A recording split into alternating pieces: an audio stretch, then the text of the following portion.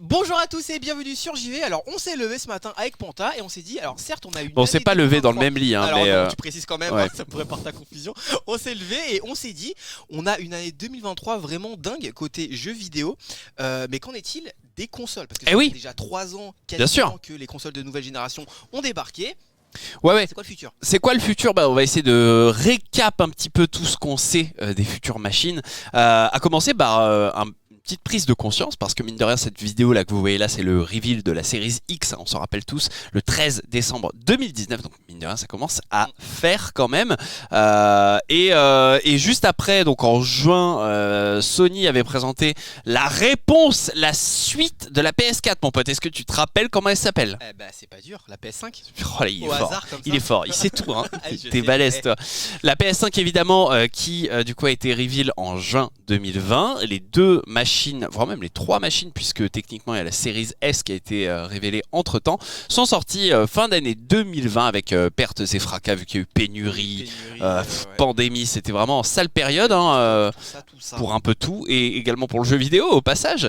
Mais aujourd'hui on est quasi quand même, on va pas tarder à s'approcher des 3 ans de vie. Et 3 ans, tu sais ce que c'est? C'est normalement la moitié de génération. C'est ça, ouais. Donc c'est à ce moment-là normalement où les consoliers débarquent avec des nouveaux modèles. En tout cas c'est ce à quoi ils nous ont habitués, voilà.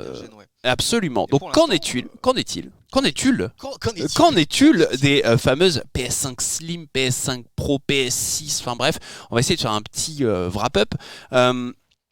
Pour que vous soyez totalement au fait des choses, il n'y a aucune annonce officielle. Il n'y a rien. À peu près la seule source, c'est Tom Henderson, qui est un insider assez réputé, qui depuis a monté un site qui s'appelle Insider Gaming, pardon, et qui du coup régulièrement dit nos sources nous permettent de dire que oui, il y a tel proto qui est en chantier actuellement avec telle fonctionnalité, et donc du coup, ça nous permet d'avoir quelques insights à vérifier. Du coup, en tout cas, il donne des dates assez proche, quoi. C'est globalement fin d'année. Ça arriverait. Ouais, voilà, fin d'année 2023, notamment pour le modèle entre guillemets Slim, qui n'est pas vraiment un modèle Slim. En gros, ce serait un modèle un petit peu refondu, unifié de la PS5. Parce qu'aujourd'hui, la PS5, il y a deux modèles, hein. Il y a le modèle avec le Blu-ray, voilà, le modèle sans lecteur de disque. Donc le but ce serait de faire une seule version sans lecteur de disque, avec un lecteur de disque amovible, ce qui permettrait du coup de produire plus facilement, de shipper plus facilement à travers le monde, puisqu'il n'y a plus qu'un modèle, et de mieux stocker, de mieux organiser et tout ça. Donc plus pratique. Et ça, donc, ce serait le modèle Slim qui serait du coup en arrivage fin d'année 2023. Voilà. Ensuite, il y a le modèle Pro, et c'est là où c'est le plus intéressant, parce que on pourrait se dire, qu'est-ce qu'on s'en fout d'avoir un modèle Pro, vu qu'aujourd'hui, on n'a même pas encore atteint, on va dire, les limites de la PS5 normale, quoi. Exactement, et on se cherche encore un peu sur les first party, beaucoup moins chez PlayStation que chez Xbox, mais en tout cas, on n'a pas l'impression d'être à la date butoir de la gêne, quoi. Je vais pas jusqu'à dire assez balbutiement, parce qu'on a déjà tu peux le dire. Non, tu peux le dire, vraiment. Tu peux le dire. Donc une Pro, du coup, ça ne s'impose pas forcément. En revanche de ce qu'affirme Tom Henderson, ça serait déjà en chantier chez PlayStation. Il a dit 100%, voilà. Et ses affirmations vont même un peu plus loin, puisqu'il dit que les développeurs first party, donc les studios internes à la famille PlayStation, vont recevoir leur modèle d'ici 2 mois. Donc là, qu'est-ce que ça peut fournir? Plus de puissance, sur quel chantier est-ce que ça peut aider? Peut-être normaliser le 60 FPS, ça serait quand même cool. On a eu un dépôt de brevet aussi de Marc Cerny qui date d'il y a quelques mois concernant l'accélération du ray tracing. Peut-être ça matcherait. Ça matcherait peut-être. C'est vrai qu'aujourd'hui, on est encore dans le prisme de la génération d'avant, c'est-à-dire avec un mode qualité, un mode performance, ce qui est quand même une sacrée hérésie, je trouve, dans le milieu du jeu vidéo, parce que tu vas avoir les deux techniquement. L'un n'est pas forcément plus important que l'autre. Perso, moi je préfère avoir un jeu qui tourne de manière fluide mais qui est quand même joli, donc du coup à chaque fois voilà, à chaque fois les jeux, c'est aux préférences des joueurs après. Ouais. Mais du coup en fait ça me saoule de me dire je joue à la version fluide mais moche, tu vois. Donc en tout cas je joue pas à la maximum version. Donc du coup voilà, normaliser ça, accélérer le ray tracing, en tout cas sachez-le, chez AMD, ceux qui produisent du coup les SoC, donc les SoC, les combos APU, enfin tout ce qui est processeur de calcul et unité graphique. Donc en gros, le truc qui fait que c'est joli et que ça tourne bien et que voilà, tout fonctionne bien dans une console. Ça, c'est AMD qui le fait. Et depuis la génération des Xbox Series et PlayStation 5, on a fait quand même de sacrés progrès. Hein. On est passé du RDNA 2 et Zen 2 à du RDNA 3 pour du Zen 4. Donc on a sauté quand même pas mal de générations. Et il y a moyen du coup de graver plus finement, de faire des choses plus puissantes qui soient contenues dans un volume assez restreint, donc qui pourrait très bien fit avec l'architecture des PS5 et Xbox Series. En tout cas, donc voilà pour la progression chez PlayStation. Chez la concurrence. Et bah c'est là, c'est là où ça va un peu faire tâche parce qu'il n'y a pas vraiment de plan de faire une Xbox Series X2, tu vois. En revanche, la seule info supposée qu'on avait eue de chez Phil Spencer, c'est cette fameuse image de son étagère où il aime cacher faire des petits indices. Petit foreshadowing. Et vous aviez peut-être vu ceci là, le petit boîtier blanc là, qu'on voit là. Tu vois le petit boîtier blanc? Attends, je l'ouvre dans une autre et je vais zoomer tel Blade Runner. Je zoome. Voilà, le petit boîtier blanc. Tout le monde s'est dit, mais qu'est-ce que c'est que ce boîtier blanc? Et en fait, beaucoup de gens se sont dit, ah oui, mais c'est le projet Keystone. Parce que, en gros, il faut se le rappeler, Xbox n'est pas vraiment dans le même game que PlayStation. C'est-à-dire que PlayStation vend des consoles pour vendre des jeux, pour vendre des services. Tout ça dans un écosystème PlayStation très fermé. C'est vraiment le Apple du jeu vidéo. Là où Xbox en frontal est un peu le Android. En gros, très ouvert. Le but, c'est de s'implanter partout où on peut, pas forcément de retenir des gens autour de la marque Pixel, tu vois, par exemple, si on fait le comparo smartphone, quoi. Donc du coup en fait le but de Xbox, c'est pas forcément de faire une Xbox Series X2 ou S2, c'est plus d'étendre la base de joueurs qu'on peut toucher. Et comment est-ce qu'on étend ça? Le principal levier, c'est les Smart TV et les télés. C'est-à-dire qu'ils ont fait déjà des partenariats avec Samsung, notamment pour intégrer le Game Pass en cloud sur les télés Samsung vendues dans le commerce. Donc là, aujourd'hui, quand tu achètes une nouvelle télé Samsung, tu as direct le Game Pass. Eh ouais, mon gars, tu peux jouer. C'est ça. Donc littéralement, tu appaires une manette et ça marche direct. Tu as accès au Game Pass en cloud et tout. Zéro souci. Et puis, ils se sont dit aussi, bah ouais, mais pas tout le monde n'a une télé connectée. Alors, comment on fait? On fait? En fait, on vend un petit boîtier, un genre de Chromecast qui permettrait aux gens du coup d'accéder rapidement au cloud même s'ils n'ont pas de télé connectée.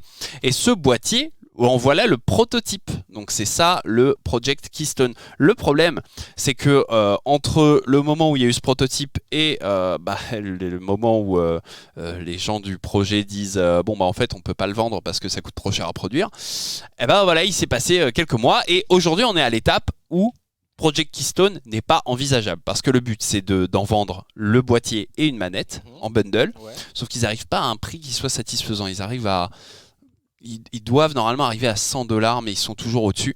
Et en fait le problème c'est que la Series S du coup rentre en conflit avec clairement, Project Keystone. T'en parler, c'est quoi l'avantage de choper une Series S si t'as ce petit boîtier là? En fait il y en a pas parce que ce petit boîtier en fait il te faut une bonne connexion quand même. Mais en attendant, autant prendre une Series S à cette étape-là, tu vois. Donc en fait, ils n'ont pas vraiment d'intérêt pour l'instant. Ils n'ont pas réussi à faire le pricing juste. Pardon pour les nombreux anglicismes de cette vidéo.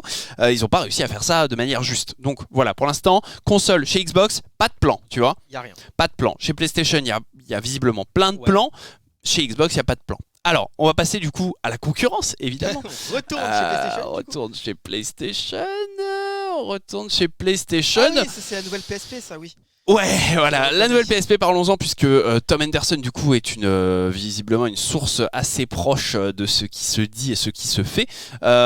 Donc ça, c'est du coup la Vita. Et en fait, la théorie qui est avancée ces dernières semaines, c'est que PlayStation travaillerait sur la Q-Lite, qui est donc en gros une tablette avec une moitié de DualSense à droite et avec un écran au milieu, voilà. C'est ça. Et le but, c'est de faire du remote play. Donc en gros, d'être chez toi et de pouvoir jouer à ta PS5 dans les meilleures conditions possibles, un peu n'importe où. Internet sous couvert d'avoir une connexion. Sous couvert d'avoir une connexion Internet. Alors est-ce que ça pourra marcher un peu partout où vous avez une bonne connexion et en fait ça allumerait votre PS5 à distance et ça streamerait votre PS5 pour pouvoir... Ça c'est la question. Mais en tout cas, pour l'instant, la proposition n'est pas incroyablement sexy, je dois vous l'avouer. En fait, j'aurais préféré une vraie console portable, quoi. C'est ce que beaucoup de gens disaient, avec en fait, le ils veulent pouvoir boom. jouer à des jeux de manière native, mais bon. Avec le boom de la Switch, mais c'est vrai qu'il y a le passif de la Vita qui n'a pas forcément été une réussite, donc c'est pas évident. En revanche, les kings de la console portable, c'est bien eux, hein, bien évidemment, Nintendo avec la Nintendo Switch. Qu'en est-il des Switch Pro ou Switch 2 si ce n'est qu'elles seront annoncées bien évidemment mardi à 15h. Prenez note, n'oubliez pas. Non, évidemment, c'est devenu un peu un running gag, tu peux le dire. Un running gag, ouais, complètement, parce que en fait, Nintendo, ils ont absolument pas besoin de faire une Switch 2 ou une Switch Pro. Pour l'instant, ils sont très bien avec la OLED, ils sont très bien avec les ventes, ils sont en train de péter les scores. Hein. Ils en sont, tenez-vous bien, au 31 décembre 2022, ils en étaient à 122,5 millions d'unités vendues. C'est top 2 consoles vendues après 6 ans de vente. Hein, devant lui, il y a la PS2 avec 155 millions et la DS avec 154 millions. C'est la troisième. C'est une hybride. C'est ça. C'est la troisième console la plus vendue de tous les temps. Et pour aller topper ses adversaires, il va falloir qu'elle fasse 30 millions de plus. En vrai, je pense que Tears of the Kingdom peut faire les 30 millions. Et en fait, du coup, c'est un peu anticipé. Ce serait vraiment couper l'herbe sous le pied d'un beau record que de dégainer une Switch 2 ou une Switch Pro là tout de suite maintenant, quoi. Même si une Switch Pro rentrerait dans les ventes des Switch. Voilà, c'est ça. Mais la réalité, c'est que ce serait vraiment galère parce que ça rappellerait aussi le trauma de la 3DS. Tu sais, ils avaient fait une 3DS un peu plus puissante, ce qui avait un peu divisé le catalogue. Enfin, il y avait une incompréhension, un petit peu, un manque de soutien de la part des gens qui avaient pris la New 3DS. Donc je pense pas qu'ils feront ça. Après, il y a des tas d'indices laissés notamment dans les fuites de chez Nvidia et tout ça, où les gens ont réussi à identifier tiens, ils travaillent bien sur la suite de la puce dédiée à la Switch. Il y a le nom de code, il y a tout ça. Ça serait pas étonnant qu'ils commencent à plancher dessus, mais bien sûr, à se dire que la console sortirait dans les 2 prochaines années, bon. Ouais, ce serait un petit peu tirer des plans sur la comète. En tout cas, quoi qu'il arrive, la suite des choses pour la Switch, ce serait d'embarquer, grâce à Nvidia, du DLSS. Et ça, alléluia, merci, ce serait fantastique. Rappelons que le DLSS est une technologie qui permet de calculer plus petit pour afficher plus grand. Et ce qui ferait le plus grand bien à la Nintendo Switch, qui est quand même une console qui est en bout de vie, mais alors vraiment techniquement c'est chaud, quoi. C'est vraiment chaud, mais ça se vend et du coup en fait c'est les ventes qui font que on continue ou on arrête et on fait autre chose, quoi. Enfin, donc au bout d'un moment, soyons logiques. Je rappelle quand même, ça reste une incroyable console et c'est peut-être le meilleur combo le meilleur combo hybride pour l'instant, parce que elle a créé des vocations. Et que très vite les gens sont occupés à la concurrencer, notamment chez Valve qui a construit son petit Steam Deck qui lui permet du coup d'occuper une place assez significative, hein, mine de rien, dans le marché des consoles hybrides, marché qui était auparavant dominé par les consoles chinoises et qui l'est je pense en volume encore pour quelques temps.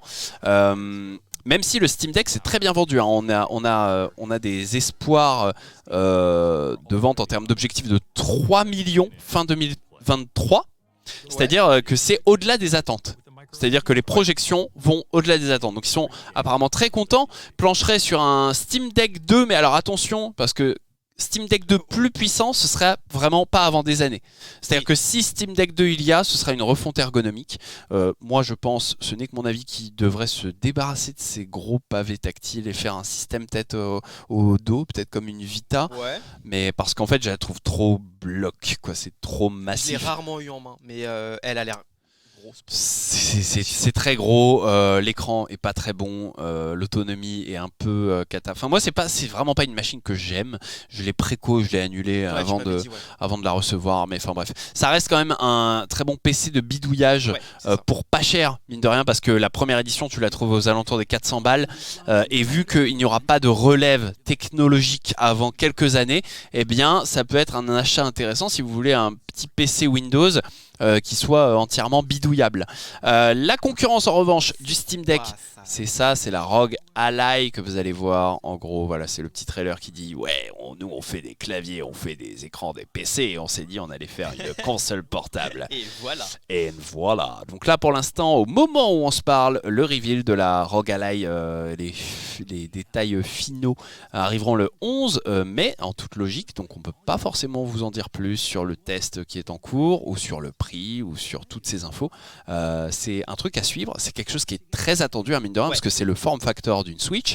C'est, mine de rien, une puce custom par AMD qui vise à être 2 fois plus puissante qu'un Steam Deck pour un tarif qui, si on regarde un petit peu les fuites et les leaks, sur combien serait... alors, les fuites disent... Les rumeurs, fuites et les rumeurs disent qu'on est aux alentours des 600-700 $ hors taxe. Donc ça nous fera un truc à 700-800 €, TVA, tout compris. Et en vrai, sur ce marché-là, qui est un marché quand même de gens qui sont hyper joueurs, qui ont déjà normalement un PC, des consoles, des Switch et tout ça, mettre 700 € dans une machine 2 fois plus puissante que la concurrence, c'est worse quoi. Et on est en dessous des 1000 balles, donc on est en dessous de quand même de la majorité des prix des consoles portables hybrides de très haut niveau, et c'est une machine Windows. T'as pas à t'emmerder avec Proton, la conversion des jeux. Les jeux qui sortent, ils sont pas encore compatibles à 100% avec le Steam Deck, donc t'as pas à t'emmerder avec ça, et ça a l'air d'être une machine clé en main, plus silencieuse aussi, ça c'est super intéressant. Enfin bref, on vous a fait plein de contenu de toute façon sur la ROG Ally, c'est quelque chose qu'on attend beaucoup en interne, donc n'hésitez pas à aller les voir si jamais ça vous intéresse. Voilà pour le wrap-up des consoles. Qu'est-ce qui va arriver dans les mois et années à venir des consoles de jeux vidéo. C'est ça, est-ce qu'il y a un projet qui te hype plus qu'un autre toi? Je suis curieux de voir le vrai reveal de la Q-Lite, si vraiment il faille une connexion enfin déjà si vraiment il reste sur le Remote Play, parce que j'ai un peu de mal à y croire en réalité. Si ça se fait, je veux dire, j'ai un peu de mal à penser que c'est ce que veulent les joueurs. Sinon, dans le ROG Ally, je suis plutôt curieux de voir déjà prise en main, comment ça tourne. Après, le Steam Deck, je suis pas client, donc le ROG Ally pour le coup. Eh bien, n'hésitez pas à nous dire dans les commentaires ce que vous attendez parmi les objets et items qu'on a cités dans cette vidéo. N'hésitez pas également, si vous avez apprécié ce contenu, à vous abonner à la chaîne. Ça nous aide énormément pour le référencement. Vous le savez, je vous le dis à toutes les vidéos. En tout cas, merci beaucoup FKZ. Merci à toi. Et puis, on vous fait des gros bisous. Ciao, ciao. Ciao.